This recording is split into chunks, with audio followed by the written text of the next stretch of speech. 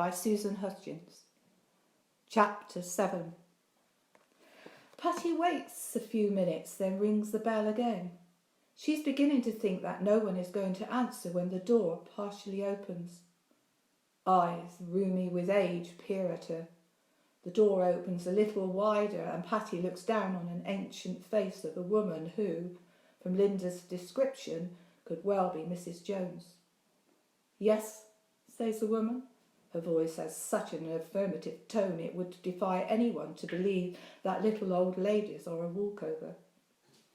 "I've come to see," Pattie is about to say Brian, then changes her mind. "Linda." "She's not in," says the woman.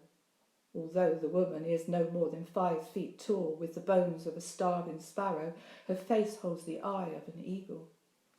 "Is Brian home?" asks Pattie. "He's probably getting ready for work." "Can you give him a shout? I want to give him a message," Pattie hastily adds, "to give to Linda." "I can tell Linda. She'll be back from taking Ben to school soon." Suddenly Pattie panics. "Oh, no, it's okay. It's not important. I'll see her some other time." "What's your name? I'll tell her you called." "No, it's all right. I'm sorry I troubled you." Pattie turns away from the door. Feeling the woman's eyes on her, she starts to walk along the terrace. She stops with the sound of the door shutting and hurries to the railings. Leaning over them, she looks for Brian's van. It is parked at the far end of the road. Anxious to be out of sight when Linda appears, she casts her eyes for a place to hide. With its frontage of railings and the backdrop of Georgian houses, the crescent might as well be a stage. Pattie looks at her watch. Her car is only a short walk away. If she leaves now, she can get the car, park it as close as she can to Brian's van and wait for him there. She's about to make a dash for it when the sound of the door opening takes her eyes back to the house. Brian is looking at her open mouth. He pulls the door closed, marches over to her, grabs her arm and pushes her up along the terrace, whispering, "Was that you making that racket?" She pulls her arms from his grasp. "You're hurting me. What the hell are you up to? Stay away from here. Mrs. Jones is a nosy old bitch. She loves to know what's going on. She'll sniff out gossip if it was held by the Gestapo." He strides ahead of her. Pattie runs to catch up with him. "It's all right. I told her I wanted to speak to Linda." "Why do you want Linda? You know very well she's out. You could have spoken to her at the school. It was a ploy. It was you I was after. I want to talk to you." He gives her a puzzled look. "Me? Why? Whatever you want to say could have been said yesterday." Wishing he would slow down and listen to her, she hurries to keep up with him.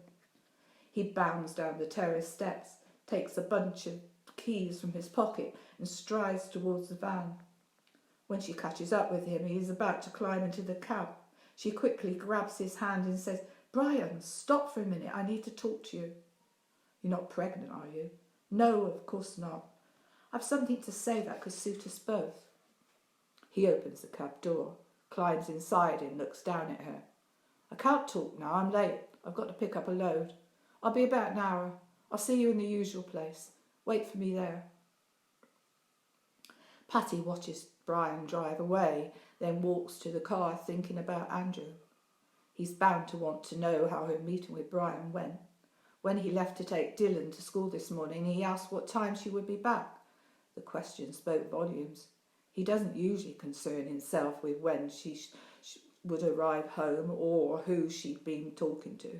Well, he'll have to wait. She's not about to jump to attention just because he has decided to speak to her. Andrew's sudden interest in Linda brought a fleeting moment of jealousy. Pattie knows she has taken a gamble, but what else can she do? Her inability to arouse Andrew sexually has cost time and money. The frequent trips to Anne's Summers, the flimsy underwear, the sex aids and whatever else the manufacturer said would improve her sex life had got her nowhere. The tears, the arguments, the sulking did nothing but drive him away from her bed into the narrow single bed where he is sleeping in his study. Pattie's head tells her she has no reason to worry. Linda may be attractive to look at, but Andrew would soon grow tired of her. They've nothing in common intellectually, culturally, or in any other way, which is why Linda fits the part she wants her to play so perfectly. Hopefully, with Linda's help, Andrew will recover from his sexual phobia and their marriage can resume in the way most marriages do these days. Perhaps, if things work out well with Brian and Linda, they'll carry on swinging with them. After all, injecting a bit of variety into a relationship is good for all concerned. Pattie has been parked waiting for Brian for almost an hour. There was a small scrap of shade when she arrived, but now that has disappeared. All the car doors are open, but still the heat is unbearable. She is beginning to wish she had gone home, or at least into a cafe to use the toilet. Her bladder is full to bursting. Desperate to relieve herself, she gets out of the car and looks around her. As usual, the place is deserted. She and Brian have been to the lane at least half a dozen times, and only once has she seen another vehicle. She leans into the car, tucks her bag under the seat, gets out and closes and locks the doors. Nearby is a stile to a field, but the sound of a tractor makes her look at the scrubby bushes and untended trees that edge the lane. Holding her skirt tightly in front of her to stop it getting snagged, she fights her way through a tangle of stalks, thorns and dried-out foliage.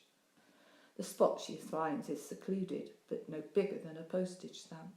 She lowers herself to pee, then mentally cursing and moaning about the brambles, the overhanging twigs and branches and the stones in her sandals, she pulls her pants back into place and stands up. She brushes the dry leaves from her skirt, tells herself she would never put foot on the grotty, sleazy, only fit for prostitutes and one-night stands lane again. She claws her way out to the bushes, steps into the lane and sees Brian sauntering towards her.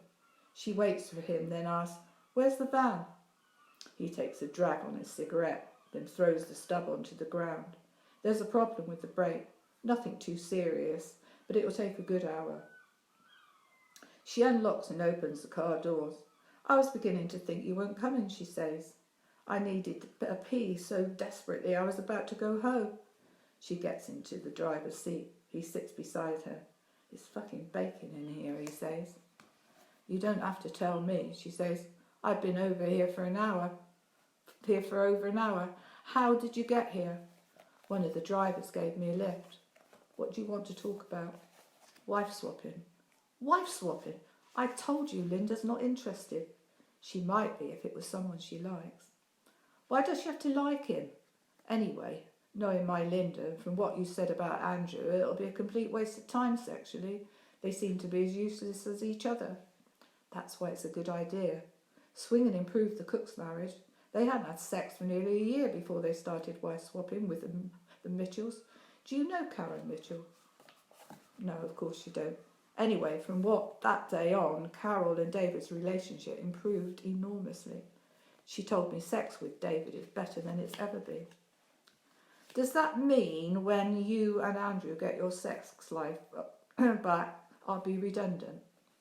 "Perhaps I'd better start picking Ben up from school, do a bit of trawling around the playground." "What's Karen Mitchell like?" "Not your type. She's like Linda, skinny and small-breasted." "What attracted you to Linda?"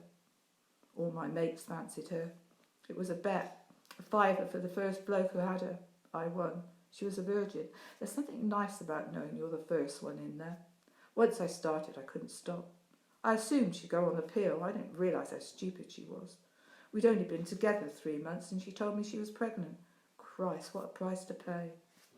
Pattie recalls Andrew's dismay at having to get married and his occasional condescending murmur about making the best of it. A moment of sadness washes over her and she says, "It's no use complaining about what happened in the past. We can all make changes and swinging's a good place to start. Or are you worried Linda and Andrew might run off together?" "Of course not. Why would she do that? She's got Ben to look after. I don't know about Andrew, but I can't see Linda running off with anybody. She's not the type." The last thing I want is to lose my husband. What I can't understand is why you're so reluctant to wife swap.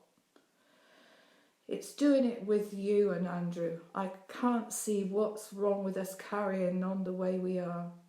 Well, I don't like this place. I bet there are all sorts of creeps hanging around.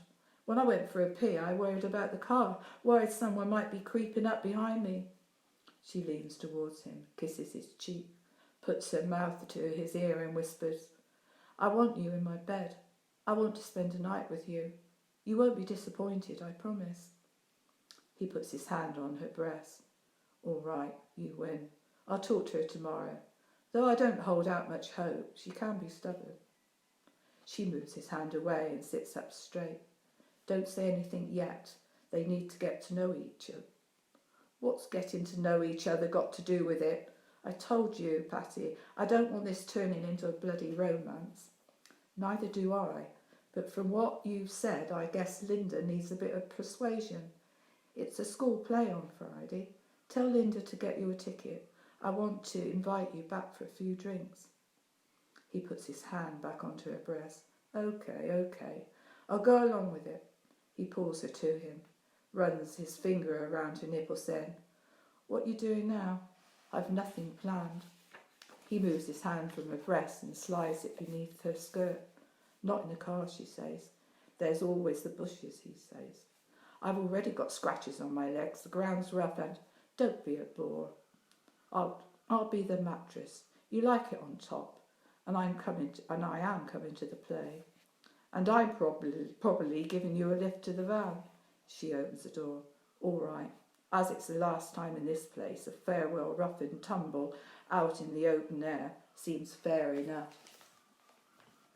Thank you for listening to these few chapters. If you would like to hear more of Pattie and Linda's story, you can order Playinground, that is one word, from Amazon or Waterstones.